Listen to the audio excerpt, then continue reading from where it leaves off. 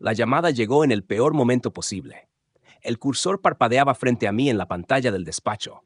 El reporte trimestral me exigía atención y yo estaba a punto de enviar un correo que podía significar millones para la empresa familiar. Pero entonces sonó mi celular. Era Camila, mi sobrina. Su voz, quebrada y llena de miedo, atravesó el altavoz como un cuchillo.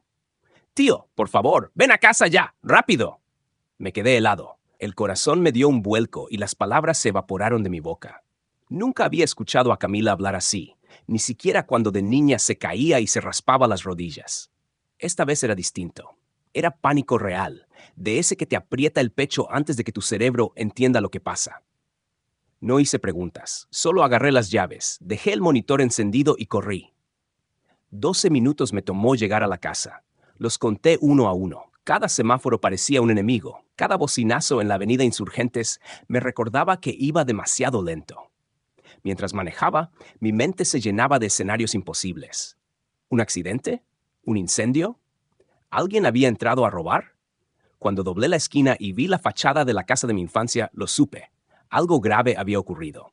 Las luces rojas y azules de las patrullas pintaban las paredes blancas como si fueran escenas de una película de terror. Vecinos asomados detrás de las cortinas murmuraban entre sí. El aire olía a humo y cloro, una mezcla extraña que me revolvió el estómago. Camila estaba descalza en la entrada, con las mejillas manchadas de lágrimas y rímel corrido. Al verme, corrió hacia mí, me abrazó con fuerza y susurró con voz rota. «Tío, no entres. No puedes ver lo que ella hizo». Mis piernas temblaban, pero tenía que hacerlo. Tenía que entrar, aunque cada fibra de mi cuerpo me gritara lo contrario. Aparté suavemente a Camila y crucé el umbral. El pasillo olía a hierro y desinfectante. El salón era un campo de batalla. Vasos rotos, muebles volcados, cortinas arrancadas. Pero no fue el desorden lo que me detuvo. Fue la puerta del estudio, abierta de par en par como una herida que no cicatriza.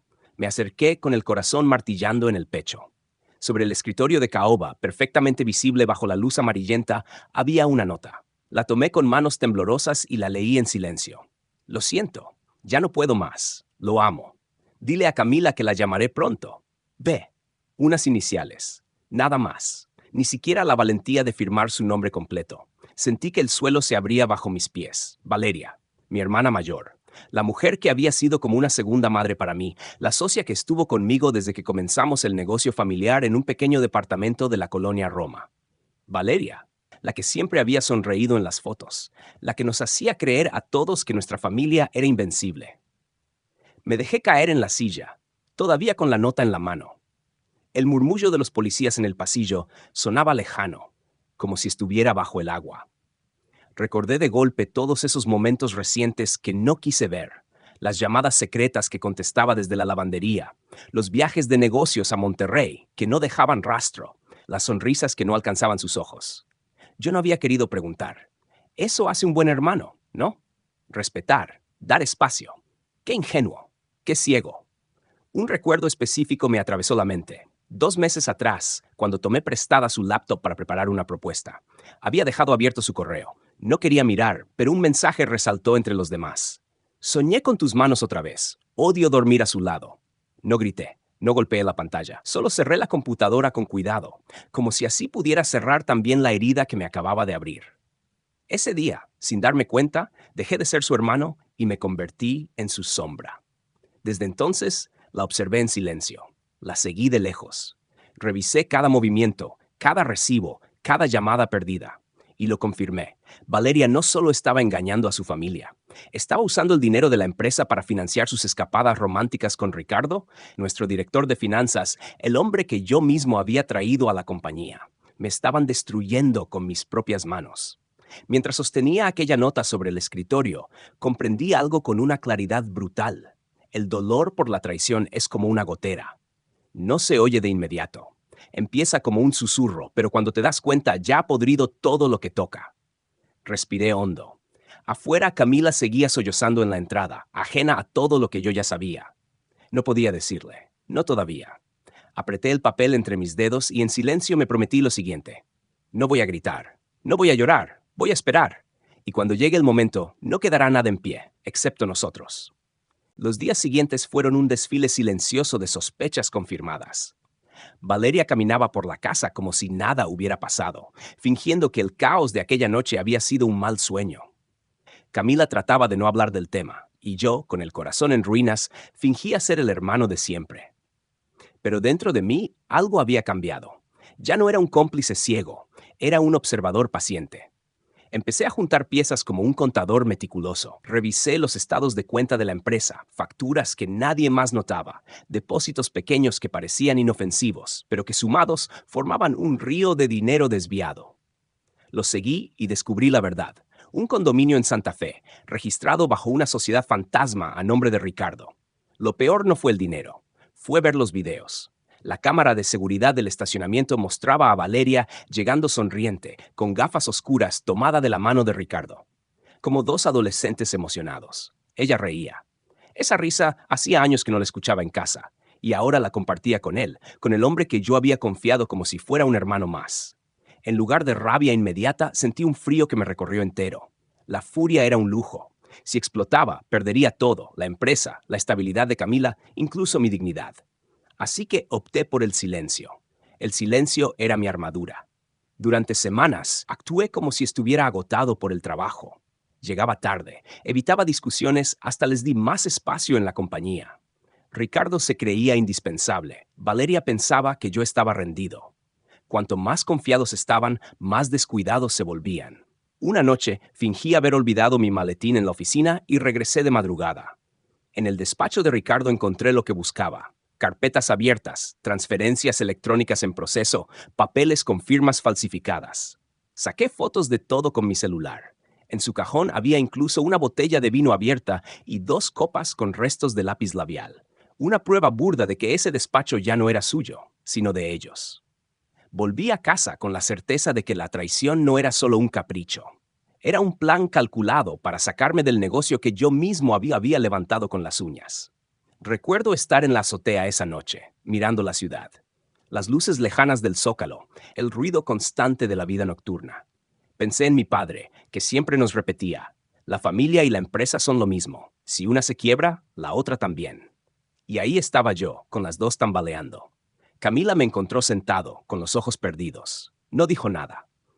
Se sentó a mi lado y me pasó una taza de café. Su silencio era un recordatorio de que no podía fallarle. Tenía que protegerla, aunque eso significara enfrentarme a su propia madre. Desde ese instante, tracé mi plan con precisión quirúrgica. Paso 1. Recopilar pruebas.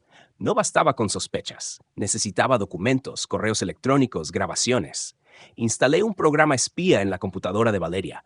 Pronto tuve acceso a sus mensajes más íntimos. Leí cómo Ricardo le prometía un futuro juntos, cómo planeaban renovar la empresa cuando yo estuviera fuera de escena. Paso 2. Aparentar debilidad. Empecé a delegar más funciones a Ricardo. Le ofrecí un aumento. Lo nombré director interino. Todo bajo el pretexto de que estaba agotado. Él sonrió satisfecho, creyéndose el rey de un reino que yo mismo le estaba entregando en bandeja. Paso 3. Preparar la trampa. Abrí discretamente una sociedad en el extranjero, a la que comencé a transferir pequeñas cantidades de dinero. Pero no era para esconderme, era para tenderles un anzuelo. Sabía que Ricardo no podría resistir meter las manos en lo que parecía un nuevo canal de fuga. No fallé. En menos de 2 semanas ya había desviado fondos hacia esa cuenta, convencido de que estaba robando sin ser visto. Mientras tanto, observaba a Valeria. Sus sonrisas ya no tenían el mismo brillo. Pensaba que controlaba todo, pero había momentos en los que la veía dudar, como si una parte de ella supiera que se estaba hundiendo. Yo la miraba en silencio, preguntándome cuántos años de nuestra historia juntos había borrado con cada mensaje a escondidas, con cada mentira a Camila. No era solo venganza lo que buscaba, era justicia. Justicia para mi padre, que confió en nosotros. Justicia para Camila, que merecía una madre honesta. Y sí, también justicia para mí, el hermano menor que siempre creyó que la sangre era más fuerte que cualquier tentación. Una noche, mientras revisaba los archivos en mi estudio, me encontré con la voz de Valeria grabada en una llamada. Ya casi es nuestro, amor. Luis no sospecha nada. Es cuestión de semanas. Esa frase me atravesó como un cuchillo. Cerré los ojos, respiré hondo y me prometí que ella misma sería testigo de cómo todo se derrumbaría frente a sus ojos. Así que marqué la fecha. La reunión trimestral con los socios e inversionistas sería el escenario perfecto. Todos estarían presentes, accionistas, abogados, miembros del consejo. Nadie podría negar lo que estaba a punto de revelar. Comencé a preparar los documentos como un cirujano que afila su bisturí antes de la operación. Cada correo impreso, cada transferencia registrada, cada video descargado. Incluso la carta de renuncia de nuestro contador, quien había dimitido por directrices poco éticas de la alta dirección. Todo estaba listo. Solo tenía que esperar. Y mientras tanto me repetía a mí mismo una y otra vez. La traición no grita, susurra, pero mi respuesta será un trueno que no podrán ignorar. La mañana de la reunión llegó con un aire extraño, como si la ciudad misma presintiera la tormenta. Desde temprano, las calles del centro estaban atestadas de autos, y yo conducía hacia la sede de la empresa con una calma que no era mía, sino prestada de esa decisión irrevocable que ya había tomado. Me puse mi mejor traje, gris oscuro sin corbata. Quería verme sobrio, tranquilo, como alguien que no tenía nada que esconder. Cuando entré a la sala de juntas, todos los socios ya estaban presentes. Las conversaciones murmuradas se apagaron al verme. En la cabecera, Ricardo sonreía confiado, con Valeria a su lado. Ella llevaba un vestido elegante, el mismo que solía usar en las reuniones importantes de la familia, como si quisiera recordarme que todavía era parte de todo aquello. Ricardo se levantó, golpeó suavemente la mesa y comenzó con una presentación en PowerPoint, llena de gráficos y promesas de crecimiento. Yo lo observaba desde mi asiento, sin parpadear, mientras él hablaba de nuevos horizontes y expansiones internacionales. Valeria le tocaba la rodilla bajo la mesa, segura de que todo estaba bajo control. Cuando terminó la primera parte, hice un gesto con la mano. Gracias, Ricardo, pero a partir de aquí lo tomaré yo. Un silencio denso cayó sobre la sala. Ricardo soltó una risa nerviosa. ¿Seguro, Luis? Esto ya lo tenemos preparado. Sí, respondí con calma. De hecho, llevo meses preparándolo. De mi portafolio saqué un manojo de carpetas, una para cada socio. Los coloqué uno a uno frente a ellos, como un sacerdote que reparte hostias en misa. Dentro había correos electrónicos impresos, transferencias bancarias, registros de sociedades fantasma, capturas de pantalla de mensajes íntimos. Cada página era un ladrillo más en el muro que estaba construyendo contra ellos. El murmullo comenzó. Los rostros de los socios se endurecieron mientras pasaban las hojas. Valeria palideció. Ricardo trató de mantener la compostura, pero una gota de sudor le resbaló por la sien. Aquí, continué, señalando un documento, pueden ver cómo Ricardo desvió fondos hacia una cuenta en las Islas Caimán. Y aquí, las facturas de viajes, hoteles, spas, todos pagados con el dinero de la empresa. Firmados por él, autorizados por Valeria. Uno de los abogados carraspeó, incrédulo. Otro socio golpeó la mesa con el puño. El ambiente se volvió nuclear, como si cada palabra mía encendiera una mecha más. Entonces abrí mi laptop y proyecté en la pantalla principal un video tomado de la cámara de seguridad del condominio en Santa Fe. Ahí estaban, Valeria y Ricardo, abrazados, brindando con copas de vino, hablando de cómo pronto renovarían la empresa sin mí. Sus risas llenaron la sala de juntas como un eco venenoso. Ricardo se levantó de golpe. «Esto es ilegal, es espionaje», gritó. Yo lo miré directo a los ojos. ¿Ilegal? Lo ilegal es robarle a la familia. Lo ilegal es traicionar la confianza de quienes te abrieron la puerta de su casa. Los guardias de seguridad, ya alertados por los abogados, se acercaron a Ricardo. Lo sujetaron de los brazos mientras él forcejeaba. Valeria se levantó también, llorando, suplicando. «Luis, por favor, somos hermanos. No hagas esto frente a todos». La miré, y por un instante vi a la hermana que me cuidaba de niño, la que me defendía en la escuela. Pero esa imagen se desvaneció como humo. Frente a mí solo estaba una mujer que había cambiado la sangre por un puñado de mentiras. «Los hermanos no se destruyen entre sí», le respondí con voz firme. «Tú lo hiciste cuando decidiste usar la empresa, nuestra herencia, para alimentar tu engaño. Yo solo estoy mostrando la verdad». Nadie en la sala se movió para defenderla. Nadie la consoló. Ricardo fue escoltado fuera entre gritos y maldiciones. Valeria, en cambio, se desplomó en su asiento, temblando, mientras las carpetas con sus secretos se desparramaban por la mesa. La reunión continuó, pero ya no había debate.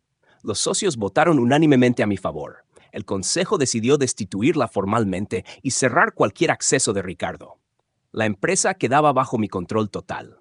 El divorcio de socios fue inmediato, casi quirúrgico. Valeria perdió todo derecho sobre el negocio familiar. El condominio en Santa Fe fue embargado. Ricardo enfrentó cargos penales por desvío de fondos. Esa noche, volví a casa exhausto, con un vacío extraño en el pecho. Camila me esperaba en la terraza, con 2 tazas de café caliente. Se sentó a mi lado sin preguntar nada. Observamos juntos las luces de la ciudad desde la colonia Roma, en silencio, escuchando el murmullo lejano del tráfico. Después de un rato, Camila habló con voz baja. Tío, yo sé que viste algo esa noche, algo que te rompió. La miré. En sus ojos había más madurez que en muchas reuniones de consejo. Sonreí débilmente y le respondí. No, Camila, no me rompió. Me despertó. La traición no grita, susurra. Se mete en todo hasta envenenarlo, pero la justicia, como la venganza, también es silenciosa. Solo espera su momento. Ella asintió y apoyó su cabeza en mi hombro. Y así, por primera vez en mucho tiempo, sentí paz. No era la paz de la inocencia, sino la de haber sobrevivido al veneno y seguir en pie. Y mientras el aroma de café se mezclaba con el aire nocturno de la ciudad, comprendí que la familia no se define por la sangre, sino por quienes permanecen a tu lado cuando todo lo demás se derrumba.